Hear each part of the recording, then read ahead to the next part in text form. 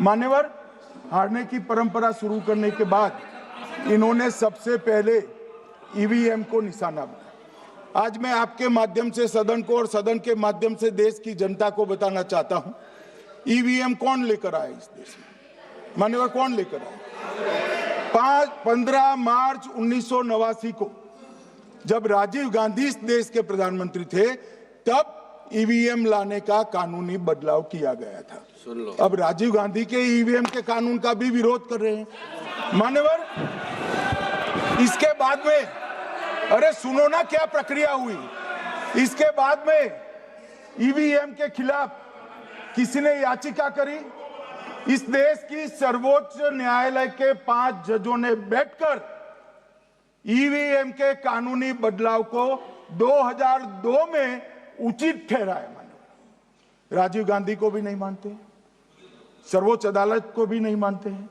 फिर 98 में मध्य प्रदेश, राजस्थान और दिल्ली, इसमें सिर्फ 16 विधानसभाओं में इसका ट्रायल लिया गया। कितना केयरफुल है ये भी बताता हूं। हुडा बैठो, ये भी कितना केयरफुली चुनाव आयोग आगे बढ़ा है।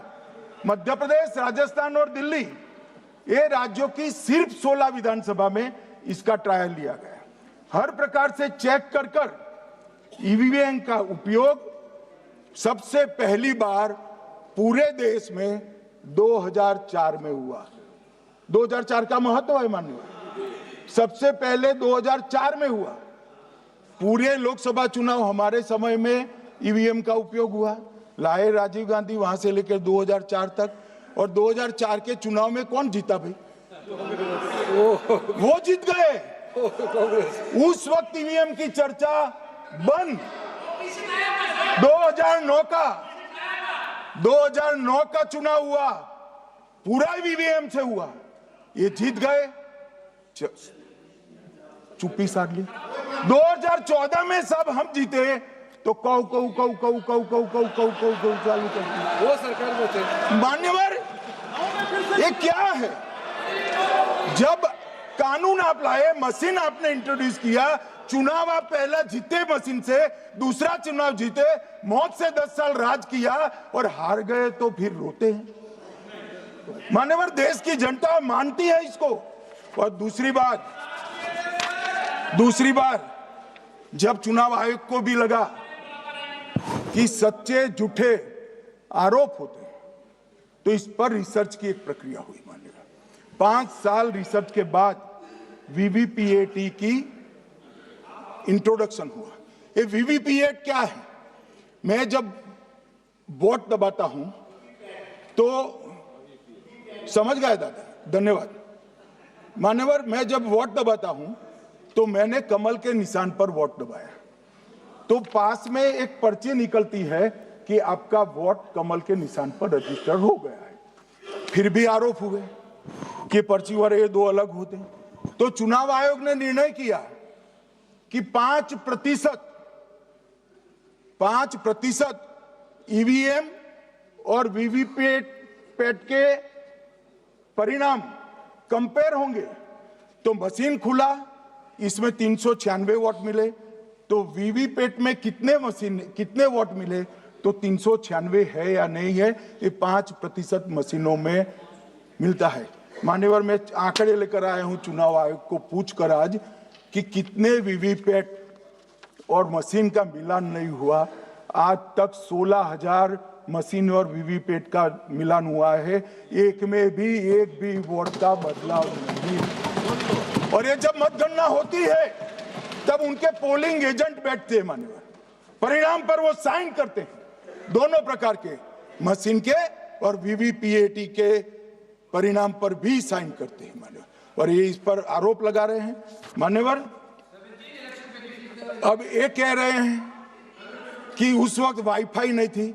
सबसे पहली बात, 2004 में वाईफाई आ चुकी थी, मगर फिर भी चलो मान लो, आरोप लगाते गए।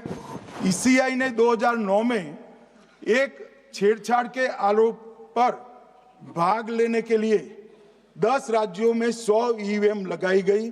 सब लोगों ने प्रयास किया, 2009 में कोई छेड़छाड़ नहीं कर पाया। फिर भी आरोप लगाए तो 2017 में इलेक्शन कमीशन ने जून 2017 में 3 दिन तक ईवीएम इलेक्शन कमीशन की ऑफिस में रखे कि कोई भी पार्टी आकर, कोई भी टेक्नोक्रेट आकर, कोई भी साइंटिस्ट आकर ईवीएम को हैक कर बता दे। ये तो गए ही नहीं, ये नहीं गए। मान्यवर, ये सिर्फ प्रेस में आरोप करते, ना अदालत में जाते हैं, ना चुनाव आयोग के पर जाते। मान्यवर, मगर एक्सपर्ट भी नहीं गए।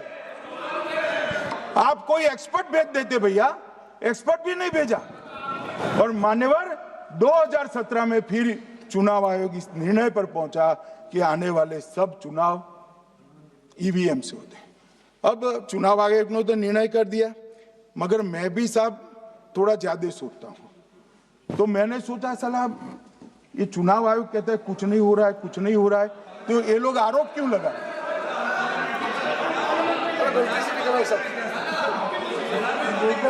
मान्यवर, मेरे शब्द कोई ऐसे हो तो काट दीजिए।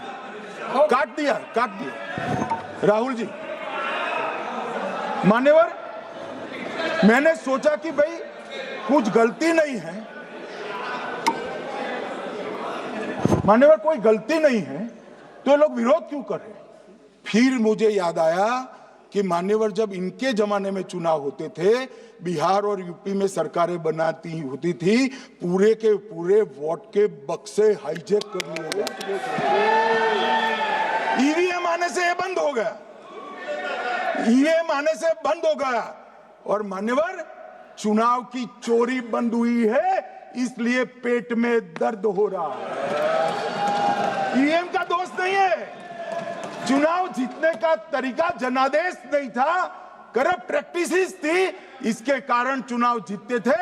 अब आज ये पूरे एक्सपोज हो चुके हैं। जब जनादेश पर चुनाव होता है तो आप जीत सकते हो, जीतो, स्वागत है उसका, मगर जब हारते हो तो अन्य कारण बताना, जैसे पहले मैंने कहा, ऐसा बताना, ये ठीक नहीं है।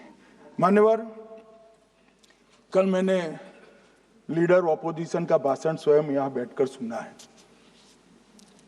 पूरा भाषण उनका धागों में उलझ गया, थ्रेड्स में उलझ गया।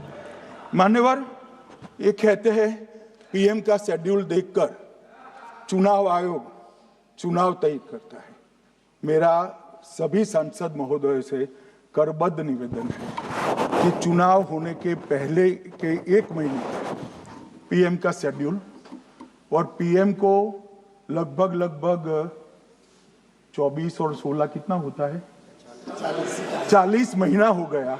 इसमें से किसी भी 1 महीने का शेड्यूल दिखाओ।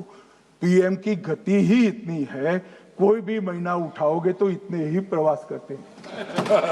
मानवर, इसको चुनाव का कोई लेन देन नहीं है। हमारे प्रधानमंत्री जनसंपर्क में आजादी के बाद सबसे ज्यादा प्रवास करने वाला प्रधानमंत्री, और मैं जानता हूं साहब, मैं जानता हूं नरेंद्र मोदी जी को 2001 से मैं बता सकता हूं, एक भी दिन की छुट्टी नहीं, एक भी वैकेशन नहीं, लगातार जनता का काम करना। मैंने कभी नहीं देखा उनको वैकेशन में।